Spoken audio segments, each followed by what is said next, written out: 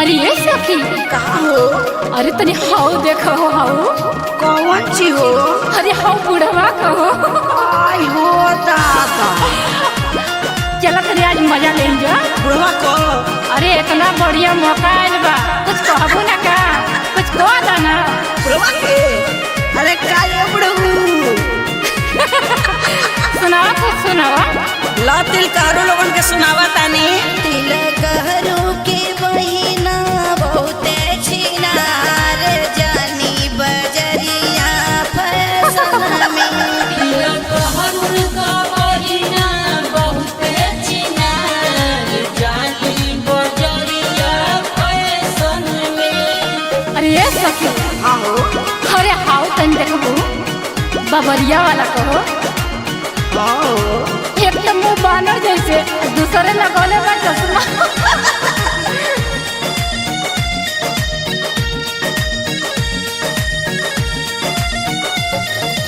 जानी बाजार बनावड़िया दुकनिया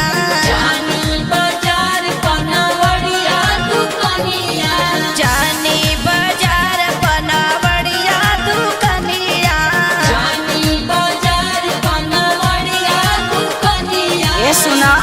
अरे पनवा खिया के वो लूटे बाहर जानी बजरिया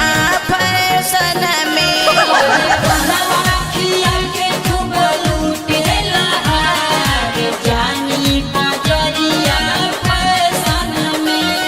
सही कह पड़ी है सखी और का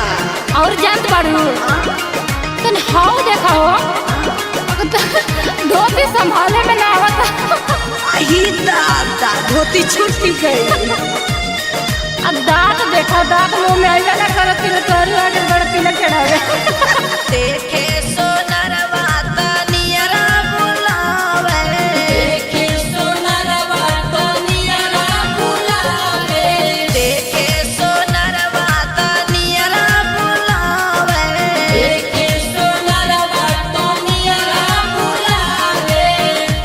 अरे नदिया देखा के वो लूटे बाहर जाली बजरिया फैशन में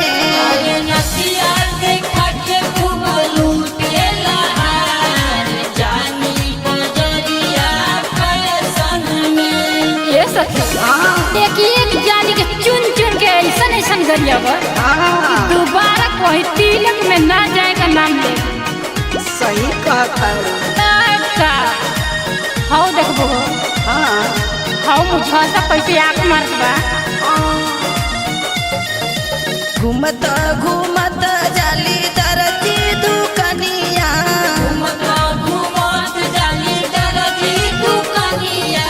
घूमत घूमत जाली दर्जी दुकनिया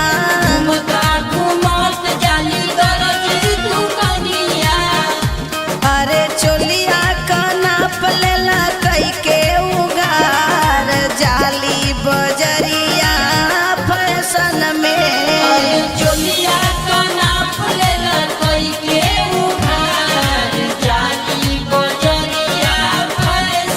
अरे हे सखी हाँ हाउ करियवा के देखत बाड़ू हाँ देखा थे हे कबा से छौकत बता सुना वो करे बहन के बारे में बतावत है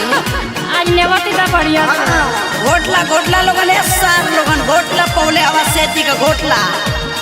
है अपन हो गोटला अपने बहनिया खातिर किने ले जाइयो छोला फुल्की वाला करेला ठिठोली छोला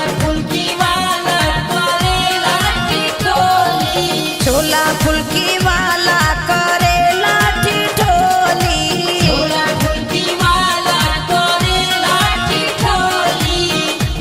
अरे फुल्की खिया के लेला परतानी सार जाली बजरिया फैशन में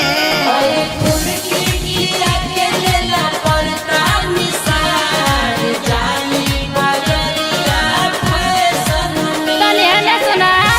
हमन के गाड़ी के